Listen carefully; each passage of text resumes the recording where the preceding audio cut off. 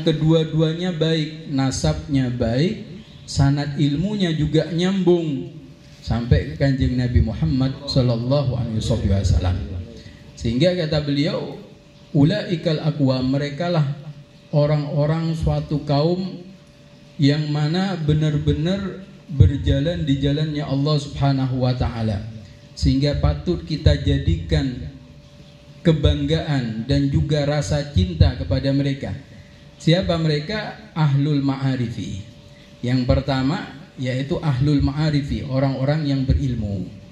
Ya, orang-orang yang berilmu ini sangat mulia sekali di sisi Allah Subhanahu wa taala, dan hendaknya patut kita untuk berdekatan dengan orang-orang yang berilmu, yaitu orang-orang yang alim. Karena kita ini membutuhkan guru itu, ya, bukan hanya di dunia, di akhirat kita masih butuh guru. Di surga kalau kita masuk surga jenengan nggih butuh kalau guru. Butuh dekat dengan guru, ya. Sehingga disebutkan dalam hadis ahlul jannah, ya, yahtajuna ila ulamaihim kama hum yahtajuna ilaihim fid dunya. Jadi ahlul jannah, orang-orang yang sudah masuk surga, insyaallah kita semua min ahlil jannah insyaallah. Bersama beliau-beliau insyaallah masuk surga. Itu kita masih butuh, ingin dekat dengan Habib Hasan, ingin dekat dengan guru-guru kita, butuh, muhtajuna ilaihim kama hum muhtajuna ilaihim fid dunya, sebagaimana kita sekarang ini butuh kepada guru di dunia. Begitu juga nanti di akhirat kita masih butuh pada guru. Beda dengan selain orang-orang alim, misalnya mohon maaf para pejabat, mungkin kita butuhnya di dunia, ya, pengen tanda tangan ini, ngurus ini, ya. Nah, itu butuhnya di dunia. Tapi kalau sudah di akhirat tidak ada urusan dunia, ya. Yang ada apa? Urusan akhirat itu masih ada. Tentunya guru, berdekatan dengan guru. Nah, ini yang pertama, ahlul ma'arifi. Ya, pentingnya kita untuk mencari orang-orang yang memang ahlul ma'arifi, orang-orang yang berilmu, yang ilmunya sanadnya nyambung kepada Rasulullah sallallahu alaihi wasallam. Kemudian yang kedua apa? Wassofa, ya, orang-orang yang memiliki hati yang bersih. Jadi ilmu dulu, setelah ilmu baru bersihkan hati kita dari sifat yang buruk, min amradil qulub. Ya, tentunya dikatakan di dalam kisah itu Al-Habib Abu Bakar bin Abdullah Al-Idrus rahimahullah, ya. Beliau belajar kepada ayahnya. Ketika belajar kepada ayahnya di kitab Ihya Ulumuddin, bab Rub'ul Muhlikat. Bab ada Rub'ul Muhlikat itu bab yang membicarakan tentang amradul qulub, penyakit-penyakit hati. Ketika dibacakan, kata si anak ini, wahai ayahku, ini sepertinya yang saya tahu ini termasuk penyakit-penyakit setan ini, bukan manusia. Ya. Karena berapa?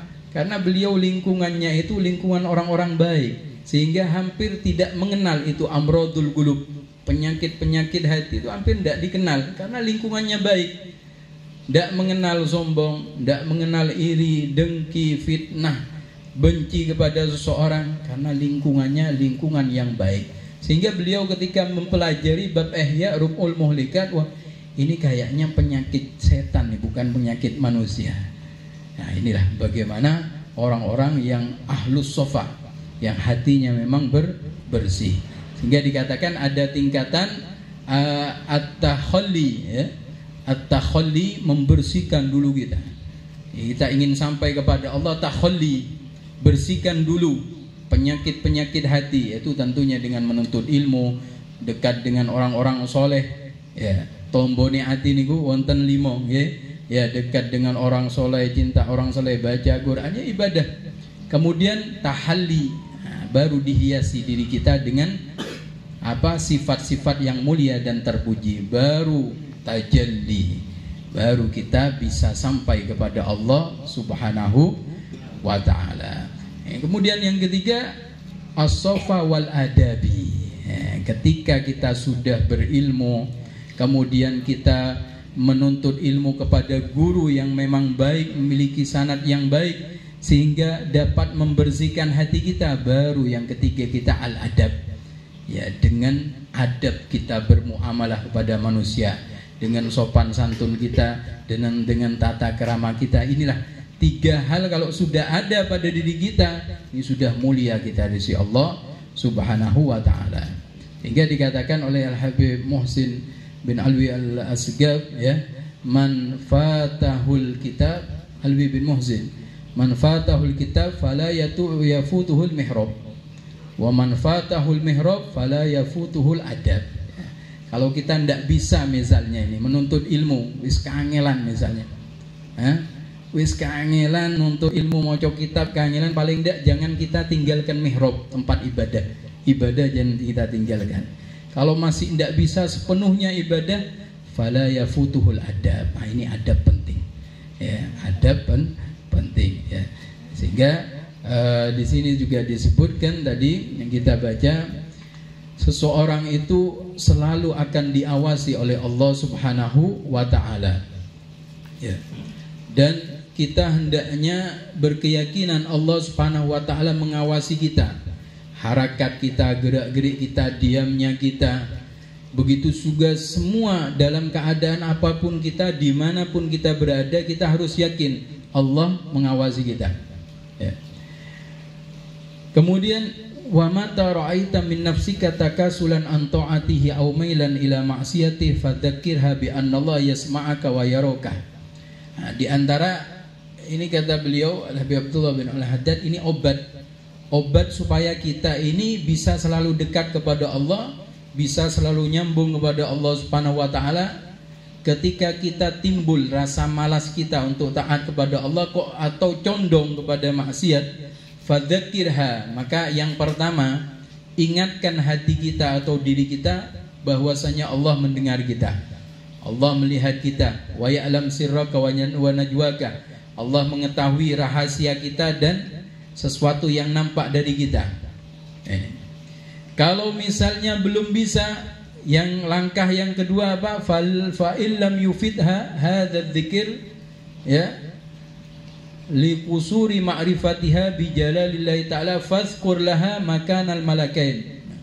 Ingatkan diri kita tentang apa? 2 malaikat yang ada pada diri kita, ya. Malaikat apa? Raqib dan Atid. Ini ingatkan selalu. Kok malas jenengan taat kepada Allah, ingatkan. Di sebelah kanan saya ada malaikat Raqib, di sebelah kiri saya ada malaikat Atid. Ketika kita condong kepada perbuat maksiat, langsung kita ingatkan diri kita bahwasanya sebelah kanan dan kiri ada malaikat Allah yang siap menjaga, ya, menjaga dan mencatat semua perbaikan buruk kita. Idz yatalaqal mutalaqqiyan anil yamini wa anis shimali qa'id ma yalfidhu min qaulin illa ladaihi raqibun atid. Ini langkah kedua. Ada raqib, ada atid. Ini. Fa illam tata'athar bihadzal tazkir, langkah yang ketiga, kalau belum berpengaruh, ya, belum ta'athir, tidak ada pengaruhnya, langkah yang ketiga, fazkur laha qurbal maut, ingatkan diri kita dengan dekatnya kematian, ya, aqrabu ghaibin yang tadir, karena kematiannya suatu perkara yang tidak ada manusia yang mengetahuinya. Al mautu babun wa kullun nas dakhiluhu, kata Imam Malik. Ibarat sebuah pintu yang setiap manusia pasti akan memasukinya. Wa kullu nafsin dhaikatul maut, setiap yang bernyawa pasti akan merasakan suatu kematian. Tidak pilih tua, muda, kaya, miskin, ya. Wa kam min sahihin yamutu min ghairi illatin, berapa banyak orang yang sehat mati ya dadaan. Wa kam min maridin asya hainan min ad-dahr ya. Berapa banyak sebaliknya orang yang sakit sudah diponis oleh dokter sekian, tinggal sekian umurnya, tapi Allah berkehendak lain. Allah kasih sehat, Allah kasih sembuh, panjang umur, kok delalah dokter saya mati di sini misalnya. Ini kan tidak ada yang tahu. Nah, ingatkan diri kita langkah yang ketiga dengan kematian yang selalu akan datang kepada kita. Ini yang ketiga. Yang keempat, yang terakhir, fa illam yanfa'ha hadza takhwif fazkur laha ma wa'adahallahu bihi min man ata'ahu minas thawab wa ma tawa'ada bihi man asahu minal azabil alim, ya. Langkah yang keempat, Yaitu apa? Kita ingatkan kepada diri kita tentang apa? Tentang pahala yang besar yang Allah janjikan bagi orang-orang yang taat kepada Allah. Dan juga sebaliknya, ancaman atau siksa yang berat yang Allah janjikan bagi orang-orang man asahu minal adzabil alim, orang-orang yang bermaksiat kepada Allah Subhanahu wa taala. Wa qul laha ya nafas. Lalu kita katakan pada nafsu kita, ya nafas, wahai nafsu, ya ma ba'dal maut min musta'dib wa ma ba'dad dunya min darin illal jannah win nar. Katakan, kita bicara dengan nafsu kita, nafsu, ya, kamu ini apakah kuat dengan panasnya api neraka? Ya, api di dunia saja kita tidak kuat panasnya. Sehingga orang-orang soleh itu kalau timbul sifat malas misalnya datang, atau godaan, ya, godaan setan, godaan nafsu, lalu beliau mengambil lilin, dihidupkan, kemudian disentuhkan, ya, belum disentuhkan saja tangannya ke lilin ini yang panas, itu sudah kita merasakan panasnya.